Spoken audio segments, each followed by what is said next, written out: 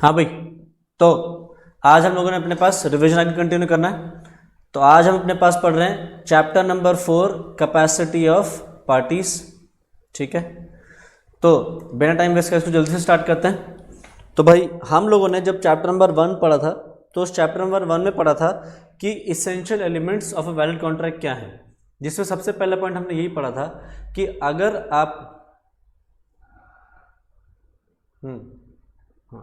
तो हमने ये पढ़ा था अगर आप केपेबल हो टू एंटर इनटू कॉन्ट्रैक्ट तभी आप कॉन्ट्रैक्ट में एंटर कर सकते हो, अदरवाइज नहीं।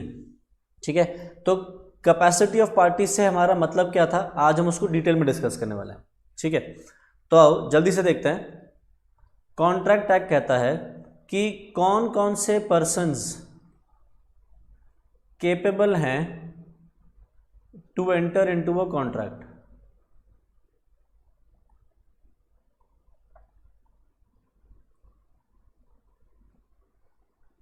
तो सबसे पहला पर्सन ऑफ साउंड माइंड, दूसरा a person who is major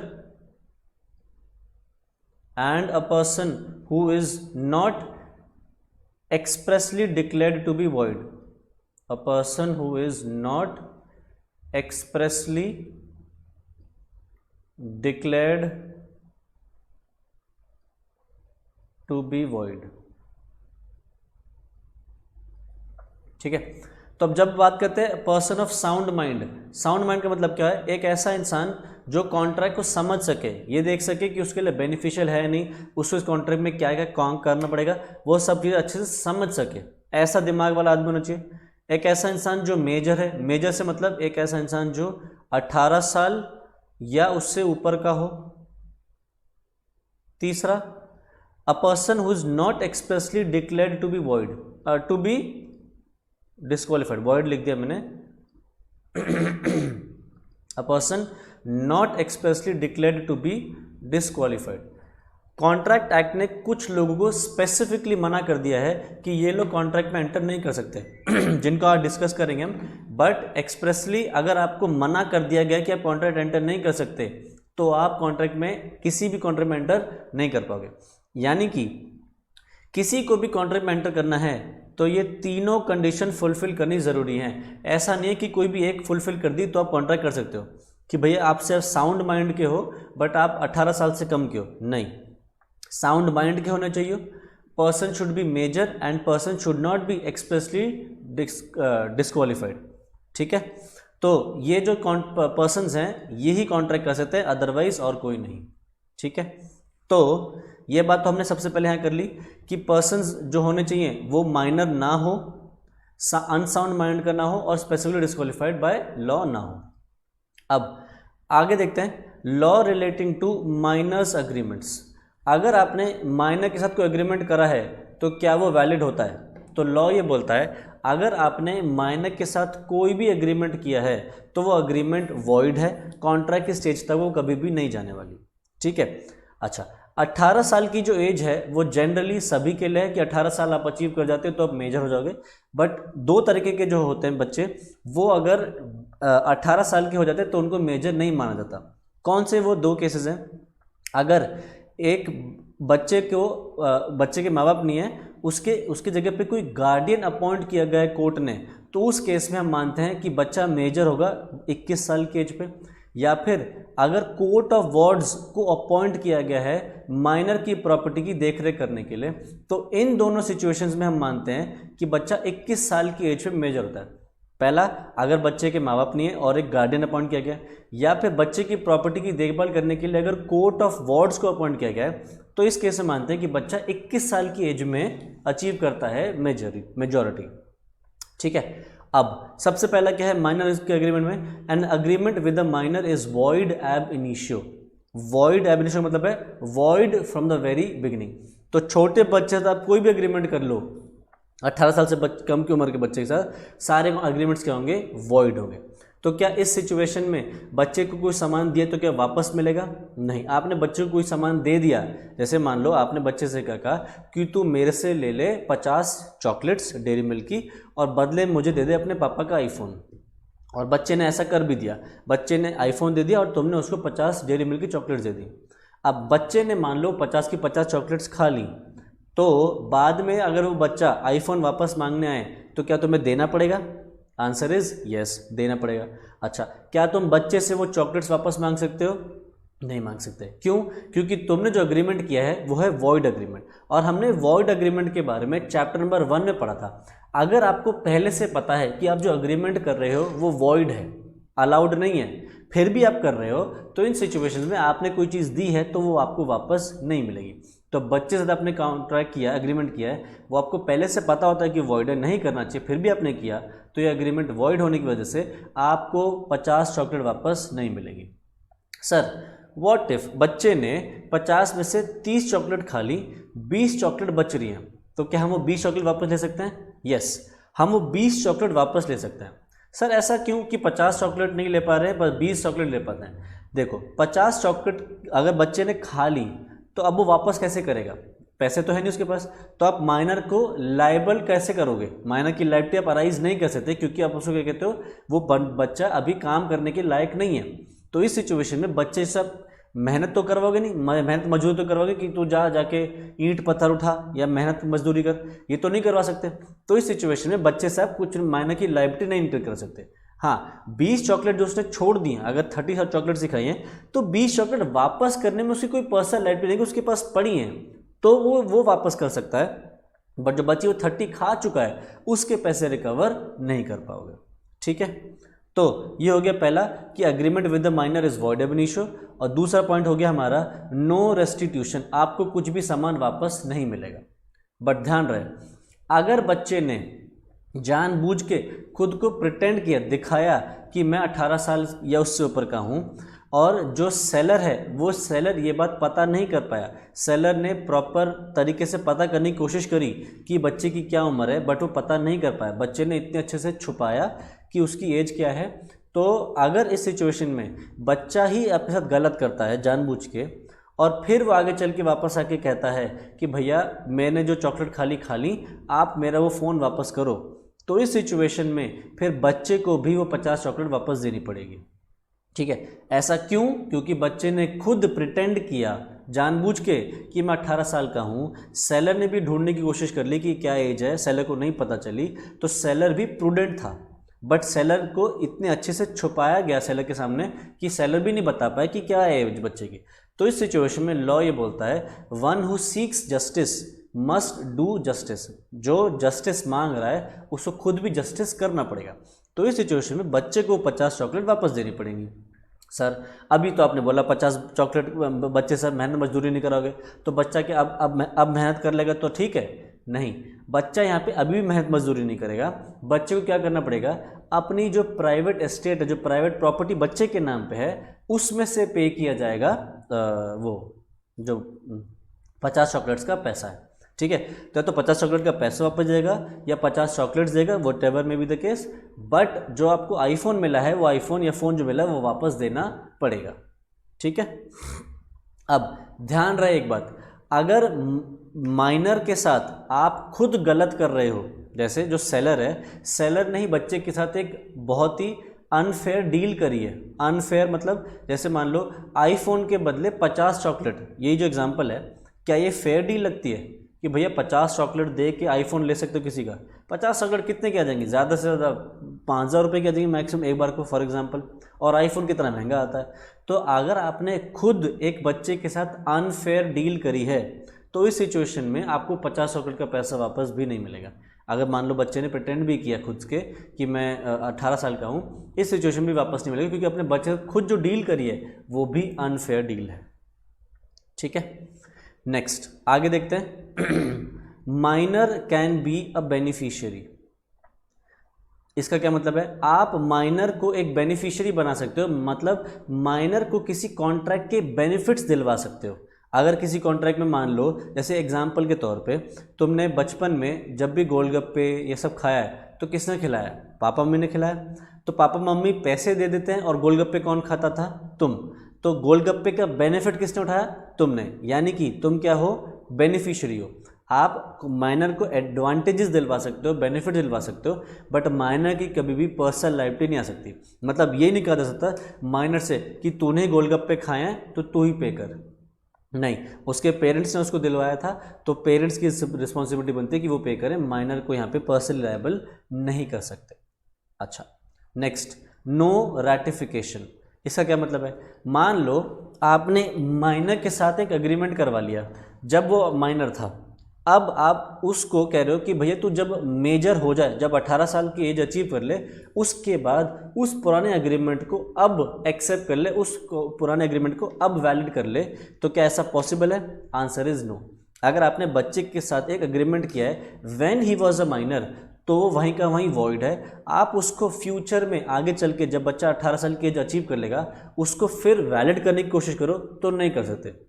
तो क्या सर वो कॉन्ट्रैक्ट कर ही नहीं सकते क्या दोबारा? कभी भी नहीं कर सकते। आपको एक फ्रेश एग्रीमेंट करना पड़ेगा।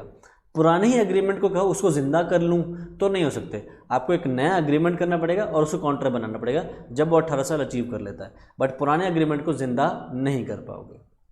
अच्छा जी, नेक्स्ट है 5th point, the rule of estoppel does not apply to a minor. Rule of estoppel पहले क्या है देखते हैं, उसके बाद देखते हैं वो कैसे बच्चे पे अप्लाई नहीं होता। रूल ऑफ एस्टॉपल का मतलब होता है कि आपने जो बात बोली है कि मैं ये काम करूँगा, मैं ये चीज़ करूँगा, आप आगे चल के उस बात से मुकर नहीं सकते। ये होता है रूल ऑफ एस्टॉपल। जैसे मैं तुमसे कहा कि मैं तुम्हें पढ़ाऊँगा, तुम मुझे फ़ीस दोगे, हमारे बीच में एग्रीमेंट हुआ। अब अगर मैं बाद में कहूँ कि भैया मैं फ़ीस तो ले ली बट मैं पढ़ाऊँगा नहीं, तो मैं ये चीज़ नहीं कर सकता। रूल ऑफ एस्टॉपल कहता है आपने जो बात बोली है फिर आप उस बात से मुकर नहीं सकते। ठीक है, अब एग्जाम्पल लेते हैं माइनर का कि क्या कहता है कि ये रूल बच्चे पे अप्लाई नहीं होता। एक बच्चा तुम्हारे पास आता है, क्या कहता है कि मैं 50 चॉकलेट लूँगा और आपसे आपको अपना आईफोन दे दूँगा। ठीक है, तो तुमने बच्चे को 50 चॉकलेट दे दी और बच्चे ने क्या कहा, मैं अभी घर जाके आईफोन लेके आता हूँ। हुआ क्या, बच्चा तो चला गया चॉकलेट लेके और वो आईफोन लेके वापस नहीं आया।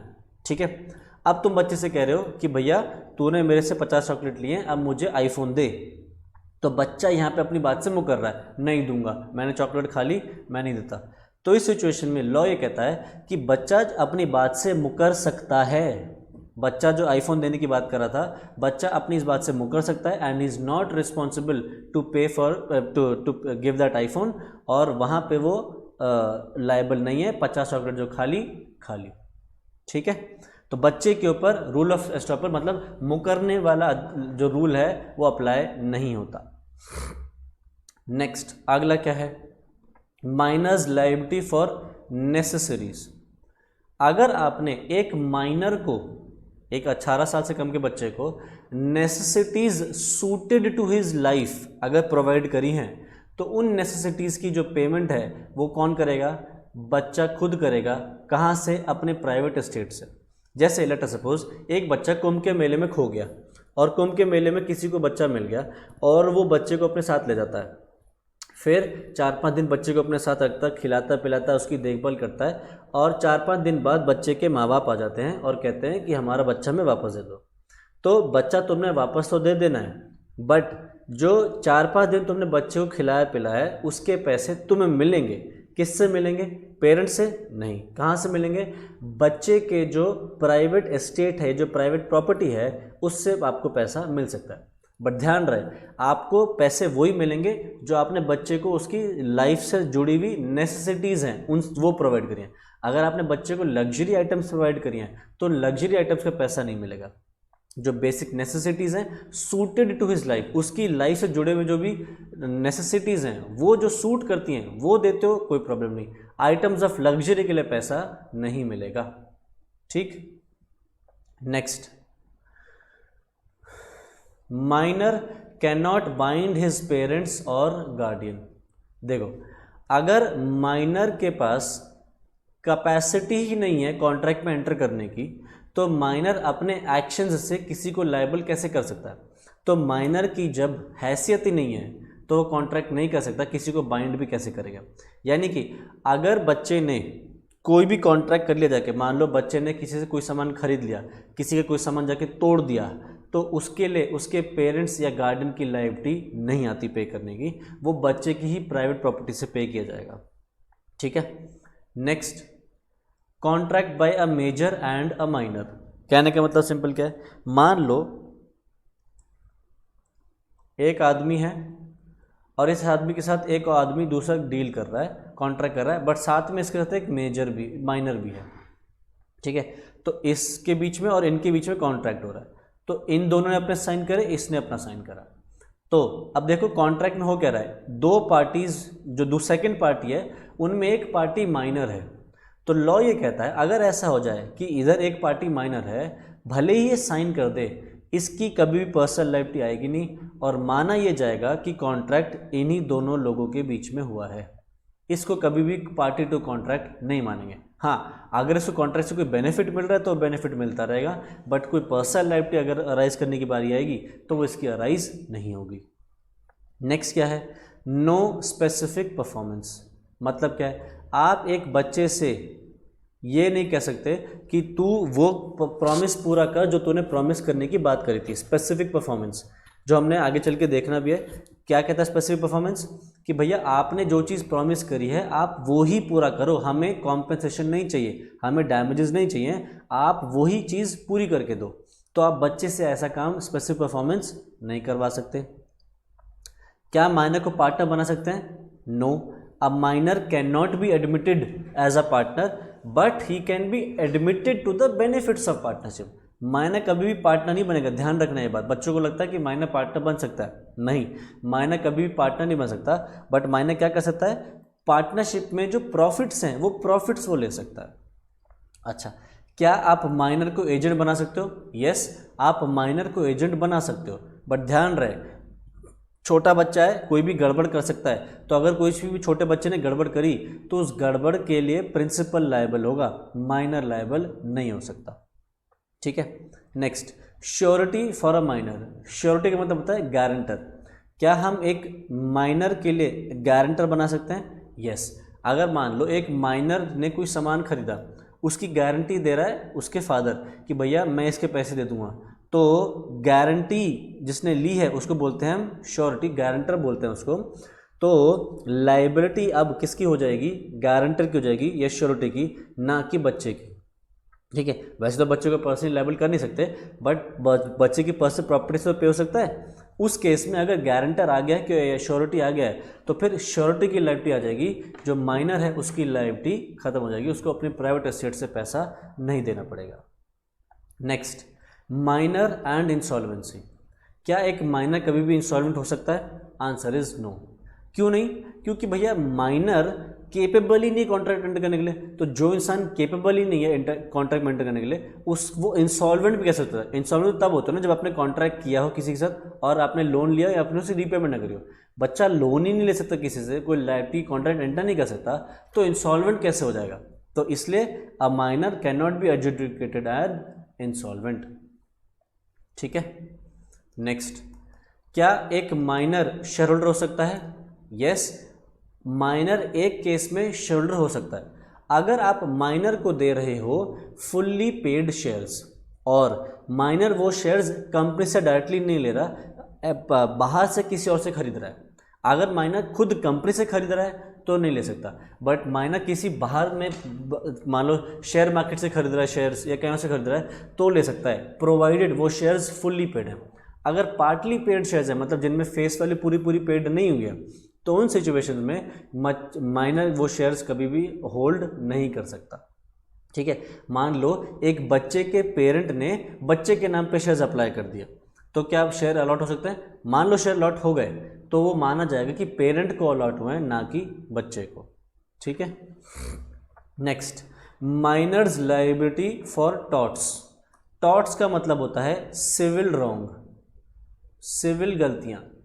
जैसे कि लेट अस सपोज एक छोटा बच्चे ने जाने अनजाने में उसके हाथ में गन थी, वो जाने अनजाने में उस गन से खेल रहा था, उस छोटे बच्चे ने उस गन से किसी को मार डाला। उसको नहीं पता था उसके अंदर असली गन है नकली है, उन्हें ठा मारा और एक दो लोगों को ढेर कर दिया। तो क्या इस सिचुएशन में बच्चे की लायबिलिटी आती है? यस। इस सिचुएशन में बच्चे को जेल भेजा जा सकता है, या बच्चे ने और भी कोई गड़बड़ करी है, किसी का सर फोड़ दिया या कुछ भी कर दिया, इन सिचुएशंस में माइनर की लायबिलिटी आ सकती है, ठीक है, तो पहला तो हो गया जी माइनर का। नेक्स्ट है person of unsound mind. Unsound mind वाले पर्सन हमने डिस्कस किए हुए कौन से होते हैं? ऐसे इंसान जो कॉन्ट्रैक्ट को समझ ना सके, ये ना बता पाए कि उनके लिए कॉन्ट्रैक्ट बेनिफिशियल है या नहीं, ये ना बता पाए उनको कॉन्ट्रैक्ट में करना क्या है, या उनके लिए ठीक भी है या नहीं ये कॉन्ट्रैक्ट। तो अगर एक आदमी ऐसा है तो उसको क्या बोलते हैं हम? Persons of unsound mind. अब ये जो पर्सन्स ऑफ अनसाउंड माइंड के होते हैं, ये दो तरीके के हो सकते हैं। अनसाउंड माइंड के जो लोग हैं दो तरीके से होते हैं। एक को बोलते हैं हम शॉर्ट में स्टूपिड, ठीक है,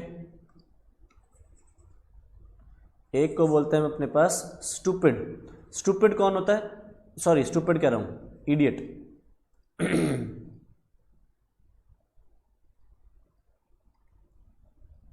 ठीक है, इडियट कौन होता है? इडियट होता है एक ऐसा बंदा जिसने जिसका मोस्ट ऑफ द टाइम्स दिमाग खराब ही रहता है, वो कभी कभी ही सेन होता है या सही दिमाग से होता है। जैसे तुमने देखा होगा पागल खाने में जो पागल लोग होते हैं वो कभी कभी तो सही होते हैं, but most of the times वो पागल होते हैं।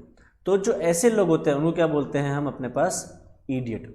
और दूसरे तरीके के लोग कौन से होते हैं? जो कभी कभी दिमाग से ठीक नहीं होते हैं पर मोस्ट ऑफ द टाइम्स जो दिमाग से ठीक होते हैं, उनको बोलते हैं हम अपने पास लूनेटिक। ठीक है, जैसे कि एक आदमी शराब के नशे में है, एक आदमी शराब के नशे में, तो जब तक उसको शराब का नशा है तब तक उसका दिमाग ठीक से काम नहीं कर रहा। उसके बाद जब नशा उतर जाएगा तो वो दिन में ठीक है, पूरा अच्छा से पूरा हफ्ते काम वाम करता है, तो उसको क्या बोलते हैं हम? लूनेटिक। या फिर और एक एग्जांपल ले लो, एक आदमी है जो दवाइयों के नशे में है, उसको हॉस्पिटल में एडमिटेड है और उसको वो लगा रखा है, एनेस्थीसिया का इंजेक्शन लगा रखा है, तो वो बेहोशी में कुछ भी बातें कर रहा है, तो वो मोस्ट ऑफ द टाइम्स क्या है? ठीक है, अभी सर्जरी हुई है तो सर्जरी में दवाई का नशा है, तो इस सिचुएशन में उस इंसान को क्या बोलते हैं? लूनेटिक। और इडियट कौन है? जो most of the times unsound mind का है, कभी कभी ही वो साउंड माइंड का होता है। तो क्या इन इंसान के साथ कॉन्ट्रैक्ट कर सकते हैं? यस, इन लोगों के साथ आप कॉन्ट्रैक्ट कर सकते हो। कब? जब ये साउंड माइंड के हैं, जब ये दिमाग से बिल्कुल ठीक है, सब समझ में आ रहा है इनको, तब आप इनसे कॉन्ट्रैक्ट कर सकते हो। बट जब ये अनसाउंड माइंड के हैं, तब अगर आपने साथ कोई कॉन्ट्रैक्ट करा है तो वो कॉन्ट्रैक्ट वॉइड होगा। ठीक है सर, कैसे पता कि ये आदमी जो पागल आदमी है ये अभी ठीक है या ये अभी अनसाउंड माइंड का है? तो वो आपको कंडीशन देख के डॉक्टर बताएगा कि किस तरीके से ये ठीक है या नहीं है। और लूनेटिक को तो आपको पता ही चल जाएगा, अगर एनेस्थीसिया के असर में तो तुम्हें दिख जाएगा खुद से ही, या उसके नशे में है, शराब के नशे में, तो भी कहीं ना कहीं दिख जाएगा कि हाँ भाई दिमागी तो मतलब जीभ लड़खड़ा रही है या ठीक से नहीं बात कर पा रहा है। बट प्रूव करना हमारा काम नहीं है। ये मुझसे मत कहना कि सर हम प्रूव कैसे करेंगे कि जब हमने कॉन्ट्रैक्ट किया था साउंड माइंड का। ये काम वकील का है, तुम्हारा नहीं है, क्योंकि तुम्हारा काम अपना ये देखना है कि अगर प्रूव हो जाए तो क्या करना है, प्रूव कैसे करना है ये वकील का काम रहेगा। ठीक है, तो ये हो गया हमारा पर्सन्स ऑफ अनसाउंड माइंड। तीसरे तरीके के जो लोग होते हैं जो कॉन्ट्रैक्ट नहीं कर सकते, वो होते हैं डिसक्वालिफाइड पर्सन्स। लॉ ने कुछ लोगों को स्पेसिफिकली मना कर दिया है कि वो कॉन्ट्रैक्ट नहीं कर सकते, जिसमें सबसे पहले कौन से आते हैं? Alien enemies. एलियन एनिमीज कौन से हैं? जिस देश के साथ हमारी अभी अगर वॉर चल रही है तो उस देश के साथ हमने कोई भी कॉन्ट्रैक्ट किया है, उस देश के किसी भी सिटीजन से कोई कॉन्ट्रैक्ट किया गया है, तो वो कॉन्ट्रैक्ट क्या है? वॉइड हो जाएगा, और वो इंसान जिसके साथ हमने कॉन्ट्रैक्ट किया हुआ है वो वॉइड और डिसक्वालिफाइड पर्सन में आ जाएगा। जैसे ज़्यादातर हमारी जंग पाकिस्तान के साथ हुई है, तो during the course of war, जब तक जंग चल रही है तब तक हर एक पाकिस्तानी हमारे लिए क्या है? एक डिसक्वालिफाइड पर्सन है, हम उसका कोई कॉन्ट्रैक्ट नहीं कर सकते। सर हमने तो कॉन्ट्रैक्ट पहले से कर रखा था, अब उसका क्या होगा? तो अगर आपने कोई कॉन्ट्रैक्ट पहले से कर रखा है तो वो कॉन्ट्रैक्ट वहीं सस्पेंड हो जाएगा, रोक दिया जाएगा, और जब तक वॉर चल रही है तब तक बंद रहेगा। उसके बाद अगर दोनों देशों के बीच में ट्रेड वापस से स्टार्ट हो जाता है तो आप उसका कॉन्ट्रैक्ट रिज्यूम कर सकते हो, अदरवाइज वो कॉन्ट्रैक्ट वहीं पे रुक जाएगा। ठीक है, तो ये हो गया एलियन एनिमी। नेक्स्ट क्या है? Foreign sovereigns and ambassadors. देखो, जो फॉरेन एम्बेसडर्स होते हैं, जैसे तुमने देखा होगा इंडिया में यूएसए की एम्बेसी है, अमेरिका यूके की एम्बेसी है, या फ्रांस की एम्बेसी है, बहुत सारे कंट्रीज है, सबके एम्बेसी है। तो इन एम्बेसी के कौन होते हैं? एम्बेसडर्स होते हैं। तो इन एम्बेसडर्स को एक वर्ड होता है डिप्लोमेटिक इम्यूनिटी। इन एम्बेसडर्स को मिलती है डिप्लोमेटिक इम्यूनिटी। इसका मतलब ये होता है कि अगर इन्होंने इंडिया में किसी तरीके से कोई क्राइम या कोई गड़बड़ करी है तो उसको इम्यूनिटी मिल जाएगी, वो गड़बड़ उससे बच जाएगा और उसको कोई कुछ नहीं कर सकता उस इंसान का। तो ये जो फॉरेन सॉवरेन्स एंड एम्बेसडर्स हैं, ये अगर किसी भी इंडियन के साथ कोई कॉन्ट्रैक्ट करें और मान लो बाद में उसके पैसे देने से मना कर दें, तो क्या हम उस पर केस कर सकते हैं? लॉ कहता है नहीं, आप उसको मिलती है डिप्लोमेटिक इम्यूनिटी। तो क्योंकि उसको डिप्लोमेटिक इम्यूनिटी मिलती है तो वो ऐसे तो इंडिया में हर सिटीजन का सामान में सस्ता वो खरीदता रहेगा, फ्री में खरीदता रहेगा, या वो करता रहेगा लोगों के कॉन्ट्रैक्ट तोड़ता रहेगा और कभी भी फुलफिल नहीं करेगा। तो इसलिए क्या बोला गया, इनको स्पेसिफिकली डिस्क्वालीफाई कर दिया कि आप इनके साथ कॉन्ट्रैक्ट कर ही नहीं सकते। ठीक है, अच्छा सर मान लो कर लिया, तब क्या होगा? तो इस सिचुएशन में अगर उसने आपको गलत किया है तो आप कुछ नहीं कर सकते। हाँ, दो सिचुएशन है उसके बाद आप कुछ कर सकते हो। पहला, अगर उसने खुद को वॉलंटरीली सरेंडर कर दिया, पुलिस को अपना आप ही आया और उसने सरेंडर कर दिया, या फिर सेंट्रल गवर्नमेंट से परमिशन ली गई कि इस एम्बेसडर को जेल भेजा जाए, तो ही आप उस आदमी को जेल भेज सकते हो या उस आदमी पे एक्शन ले सकते हो। तो दो ही सिचुएशंस हैं, अगर वो खुद अपना आप को सरेंडर कर दे या फिर सेंट्रल गवर्नमेंट से अप्रूवल ली जाए, तो ही हम उस फॉरेन सॉवरेन या एम्बेसडर के ऊपर कुछ कर सकते हैं, अदरवाइज उनको मिलती है डिप्लोमेटिक इम्यूनिटी। 3 पॉइंट और रह गए। नेक्स्ट है कॉन्विक्ट। कॉन्विक्ट कौन है? एक इंसान जो दोषी पाया गया है और वो जो जेल में है। तो अगर आप किसी जेल के कैदी के साथ कॉन्ट्रैक्ट करते हो तो वो कॉन्ट्रैक्ट वैलिड नहीं है। सर, जेल का कैदी जेल जाने से पहले कोई कॉन्ट्रैक्ट करके गया था तो उसका क्या होगा? तो वो कॉन्ट्रैक्ट वहीं समझ लो पॉज हो जाएगा, रुक जाएगा, और जब तक वो जेल में तब तक वो कॉन्ट्रैक्ट को वो नहीं करवा सकता इन्फोर्स। बट जब कॉन्ट्रैक्ट जब वो जेल से बाहर आ जाएगा तो वो कॉन्ट्रैक्ट है रिज्यूम हो जाएगा, पर जब तक जेल में है तब तक वो कॉन्ट्रैक्ट नहीं कर सकता। नेक्स्ट, क्या एक इंसॉल्वेंट आदमी कर सकता है? तो देखो, जब तक इंसॉल्वेंसी का केस चल रहा है एक आदमी के ऊपर, तब तक वो कॉन्ट्रैक्ट्स एंटर नहीं कर सकता, कोई भी नया कॉन्ट्रैक्ट एंटर नहीं कर सकता। एक बार कोर्ट ने उसको घोषित कर दिया कि ये आदमी दिवालिया हो गया, ये इंसॉल्वेंट हो गया है, तो उसके बाद वो फ्रेश कॉन्ट्रैक्ट कर सकता है। बट जब तक उस पर इंसॉल्वेंसी का केस चल रहा है, कोर्ट डिसाइड कर रही है, धीरे धीरे उसका सामान बिकवा रही है, फिर उसकी लाइबिलिटीज पे कर रही है, ड्यूरिंग दिस प्रोसेस वो कोई भी नए कॉन्ट्रैक्ट्स नहीं कर सकता। ठीक है, और लास्ट है joint stock company and corporation. ये तो सिंपल सा है।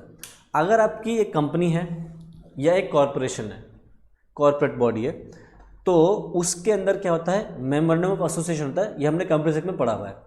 तो अगर आपकी एक कंपनी है तो उसका जो एमओए है, अगर आप कंपनी के एमओए को तोड़ के, आपने एमओए को तोड़ दिया, उसके बियॉन्ड जाके कोई काम कर रहे हो, तो फिर कंपनी क्या हो जाएगी? डिस्क्वालीफाइड पर्सन्स, और कंपनी के साथ जो भी किया हुआ कॉन्ट्रैक्ट है वो वॉइड हो जाएगा। ठीक है, तो जब तक आप कंपनी के एमओए के अंदर रहते हुए काम कर रहे हो, कंपनी क्या है? एक क्वालिफाइड पर्सन है। जैसे ही कोई काम किया जो एमओए में नहीं लिखा, एमओए के बियॉन्ड है, तो फिर उस सिचुएशन में कंपनी वो काम कर नहीं पाएगी और कंपनी क्या हो जाएगी? Disqualified persons. ठीक है, तो ये हो गया हमारा capacity of parties be revise. ठीक है, बताओ जो हमने ये पढ़ा है इसमें किसी को कोई डाउट है, कोई चीज़ पूछनी है तो बोलो।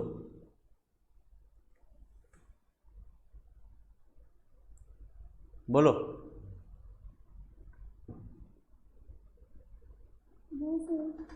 ठीक है, तो आज फिर इतना ही करेंगे। इसके आगे अगला चैप्टर जो हमारा फ्री कंसेंट वाला, उसको हम नेक्स्ट क्लास में रिवाइज करते हैं।